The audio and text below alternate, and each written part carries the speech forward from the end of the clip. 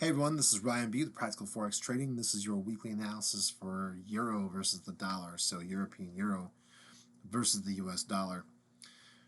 If you want to stay up to date with all of our videos, make sure you click that red subscribe button.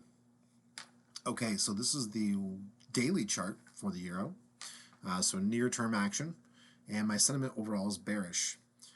As we can see, I'm going to zoom out a little bit.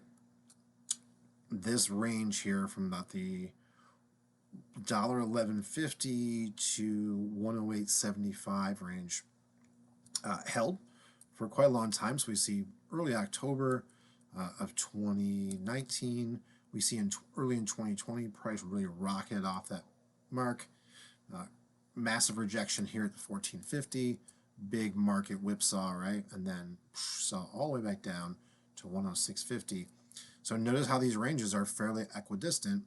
And we see that price is now below, sitting below this most recent basement. So even though my sentiment is bearish, it looks like we have a little bit of room where price could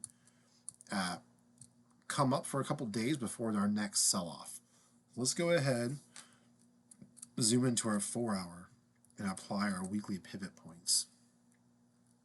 Pivot points are a great strategy that tell us where a price may visit during the week. So 108.16. I like the fact that it may visit that destination based on a mathematical equation. Not my best guess or because someone told me that. My true hope for this channel is that you will learn as much as you can and then take it to develop your own trading skills, because you want to have your own strategy that's all your own. That just in case every tool in the world wasn't available, you could still get the job done. And you wouldn't need someone else to tell you how to do it. Okay, so R1, 109.05. That's our first resistance. It's that same level we saw last week, right? Where price, once it reached there, kind of moved away, but it's been real gradual. Look, not a lot of momentum here. Price is slowly drifting down. And we see that the moving average price has kind of recently went bullish across it. Now, typically it's a buy signal, but because things have been so sideways, I'm kind of skeptical of how bullish that really is. R2, 109.86. Right there.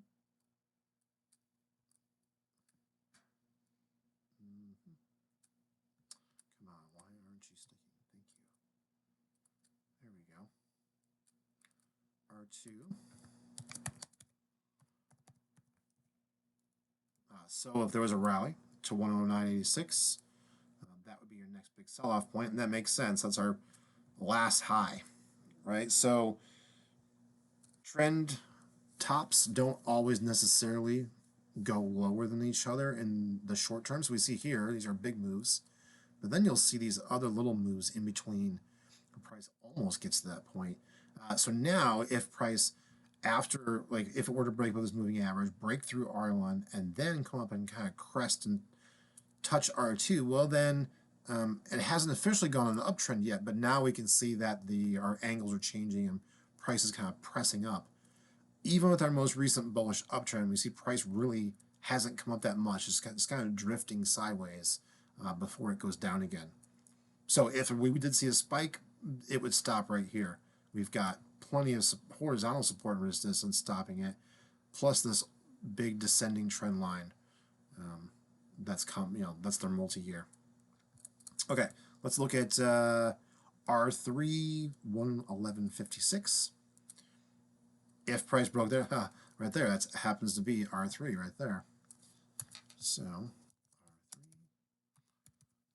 What you'll notice is as you keep reading charts, is you're going to see these points where price really kind of moves one direction or the other at, and you'll typically find that your pivot points line up or are pretty close to those areas.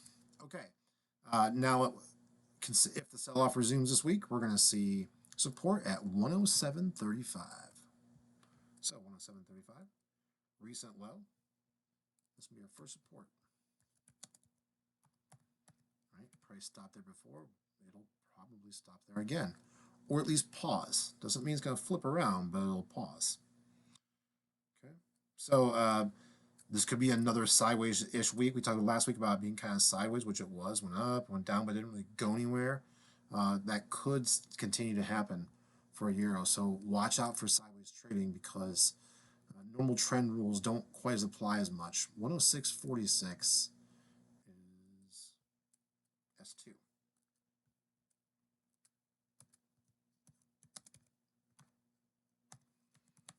There we go. So second support. So there we go. We see our lows from back here, right? That's our low from March 20th, March 19th. Price stopped there a couple times. So once price would stop at its most recent low, right? It was there. Why wouldn't it pause again? Now here's our next one. Because traders are going to see that and say, oh, well, this plays acted as support before. This would be a great place to buy. And then even if you're caught in the downtrend, you're going to see a short-term bounce. For people who are looking to make smaller positions. If you're scalping, looking for 10 pips at a time, those kind of opportunities come about. Just be careful because our big trend tools like moving averages and stuff, as price goes sideways, they become less and less valid. All right, everyone, have a great week. I hope you make lots of pips.